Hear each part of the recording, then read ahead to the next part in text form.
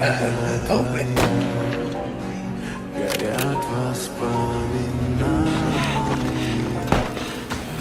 gonna have to trust me.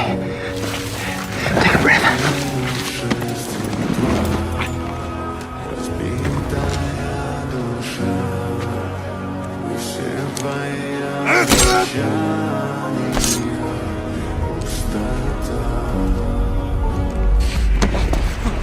Let's go, buddy.